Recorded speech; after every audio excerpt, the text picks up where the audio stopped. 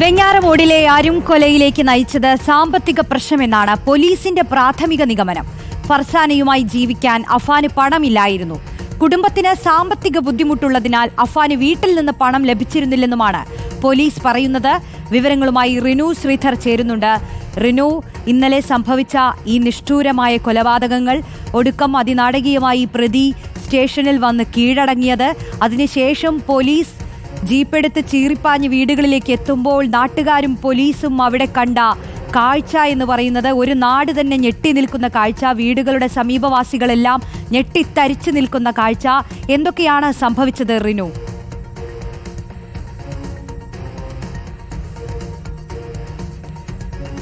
നിലവിൽ നമുക്ക് ലഭിക്കുന്ന വിവരങ്ങൾ, അതായത് പൂർണ്ണമായിട്ടുള്ള ഒരു വ്യക്തത വന്നിട്ടില്ലെങ്കിൽ പോലും പോലീസിന് ലഭിക്കുന്ന വിവരം അനുസരിച്ച് ഈ സാമ്പത്തിക ബുദ്ധിമുട്ട്, വ്യക്തിപരമായി ഉള്ള ഈ അഫാനുള്ള സാമ്പത്തിക ബുദ്ധിമുട്ടും ഒപ്പം ഈ പ്രണയം, അതായത് ഈ പെൺകുട്ടിയുമായി ജീവിക്കുവാൻ പണമില്ല എന്നുള്ളൊരു തോന്നലുമാണ് ഈ കൊലപാതകത്തിലേക്ക് നയിച്ചത് എന്നുള്ളതാണ് നിലവിൽ ലഭിക്കുന്നത്. പക്ഷേ ഒരു അവസാനവട്ട കൺക്ലൂഷനിലേക്ക് പോലീസ് എത്തിയിട്ടില്ല എന്നുള്ളതാണ്.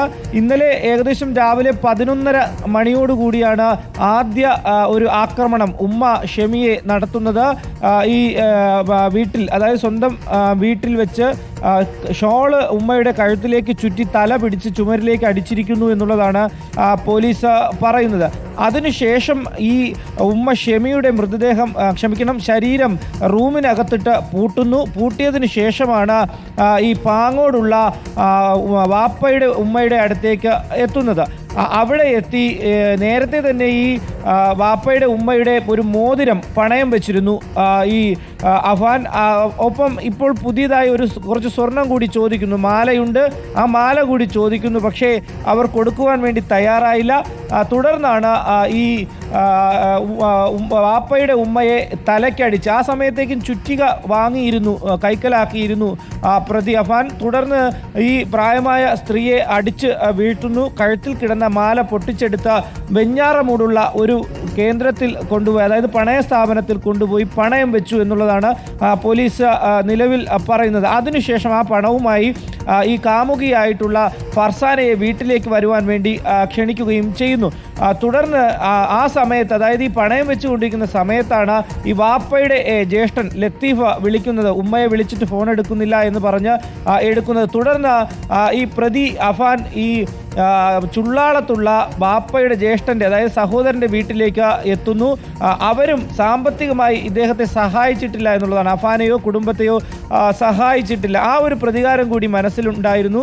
തുടർന്ന് ലത്തീഫിനെയും ഭാര്യയെയും തലക്കടിച്ച് വീഴ്ത്തുന്ന ഒരു സാഹചര്യം ഉണ്ടാകുന്നു. അവർ അവിടെ വെച്ച് തന്നെ മരണപ്പെട്ടു എന്നുള്ളതാണ്. ആ സംഭവ സമയത്ത് തന്നെ മരണപ്പെട്ടു. മരണം ഉറപ്പിച്ചതിന് ശേഷമാണ് വീണ്ടും സ്വന്തം വീട്ടിലേക്ക്, പേരുമലയിലെ സ്വന്തം വീട്ടിലേക്ക് അഫാൻ എത്തുന്നത്. ഈ സ്വന്തം വീട്ടിലേക്ക് വരുമ്പോഴാണ് അനുജനെ കൂടി സ്കൂളിൽ നിന്ന് കൂട്ടുന്നത്. തുടർന്ന് ഈ കാമുകിയെ വീട്ടിലേക്ക് വന്ന് തൻ്റെ റൂമിൽ, 2ാമത്തെ നിലയിലെ തൻ്റെ റൂമിൽ കയറി വാതിലടച്ചിരിക്കണമെന്നാണ് ആവശ്യപ്പെട്ടത്. തുടർന്ന് ആ പെൺകുട്ടി അങ്ങനെ ചെയ്യുകയും ചെയ്തു.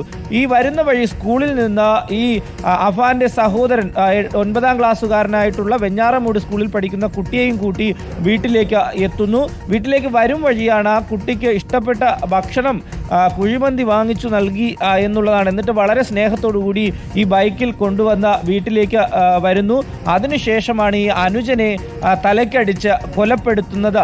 ഈ കൊലപ്പെടുത്തിയതിന് ശേഷമാണ് മുകളിലത്തെ നിലയിലെത്തി കാമുകിയായിട്ടുള്ള ഫർസാനയെയും കൊലപ്പെടുത്തുന്നത് എന്നുള്ളതാണ്.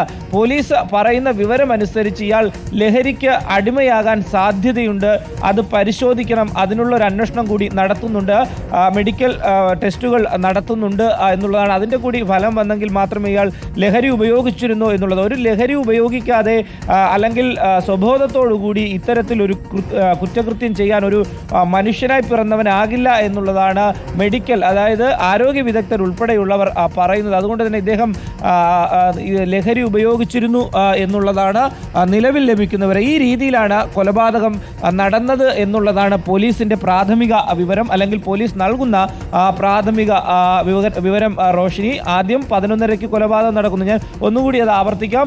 രാവിലെ 11:30 മണിക്ക് ആദ്യം സ്വന്തം ഉമ്മ ഷെമിയുടെ കഴുത്തിലേക്ക് ഷാൾ ചുറ്റി, സാമ്പത്തികവുമായി ബന്ധപ്പെട്ട തർക്കത്തെ തുടർന്ന് ഷോൾ തുറ്റി തല ചുവരിലേക്ക് പിടിച്ച് അടിക്കുന്നു. അതിനുശേഷമാണ് പാങ്ങോടുള്ള വാപ്പയുടെ മാതാവിൻ്റെ അടുത്തേക്ക് എത്തുന്നു. അവിടെ വാപ്പയുടെ മാതാവിനോട് പണം ആവശ്യപ്പെടുന്നു, പക്ഷേ കൊടുത്തില്ല. തുടർന്ന് ഇവരുമായി ഒരു വാക്കുതർക്കത്തിൽ ഏർപ്പെടുകയും ഇവരെ കഴുത്തിൽ കിടന്ന മാല പൊട്ടിച്ച് അതിനുശേഷം തലയ്ക്കടിച്ച് വീഴ്ത്തുകയും ചെയ്തു എന്നുള്ളതാണ്. അതിനുശേഷമാണ് വെഞ്ഞാറമൂടിലെ ഒരു പണയ സ്ഥാപനത്തിൽ എത്തിച്ച് പ്രതി ഈ മാല പണയം വയ്ക്കുന്നു. അതിനുശേഷം നേരെ ആ പണയം വെച്ചുകൊണ്ട് നിൽക്കുമ്പോഴാണ് കാമുകിയെ വിളിച്ച് രണ്ടാമത്തെ നിലയിൽ വന്ന് വീട്ടിൽ തൻ്റെ റൂമിൽ, രണ്ടാമത്തെ നിലയിലെ റൂമിൽ കയറി ഇരിക്കുവാൻ വേണ്ടി ആവശ്യപ്പെടുന്നത്. ആ സമയം ഉമ്മയെ വിളിച്ചിട്ട് കിട്ടാത്തതിനെ തുടർന്ന് ഈ വാപ്പയുടെ ചുള്ളാളത്തുള്ള സഹോദരൻ ഈ പ്രതിയായിട്ടുള്ള അഫാനെ വിളിക്കുന്നുണ്ട്. തുടർന്നാണ് അവരുടെ കാര്യം ഓർമ്മ വരുന്നതും ആ വീട്ടിലേക്ക് അഫാൻ എത്തുന്നതും, ചുള്ളാളത്തെ വീട്ടിലേക്ക് എത്തുന്നതും. സാമ്പത്തികപരമായി വാപ്പയെയും തന്നെയും സഹായിച്ചിരുന്നില്ല ഇവരോട്. ഇവർ സാമ്പത്തികമായി മെച്ചപ്പെട്ടുള്ളവരാണ് എന്നുള്ളതാണ്. തുടർന്ന് ആ ഒരു വൈരാഗ്യത്തെ തുടർന്ന് അവിടെ എത്തുന്നു. അവരെ രണ്ടുപേരെയും കൊലപ്പെടുത്തിയതിനു ശേഷം തിരികെ വരുന്ന വഴിക്ക് അനുജനെയും സ്കൂളിൽ നിന്ന് കൂട്ടി ഭക്ഷണം വാങ്ങിക്കൊടുത്ത് നേരെ വീട്ടിലേക്ക് വരുന്നു. തുടർന്ന് അനുജനെയും തലക്കടിച്ച് വീഴ്ത്തുന്നു.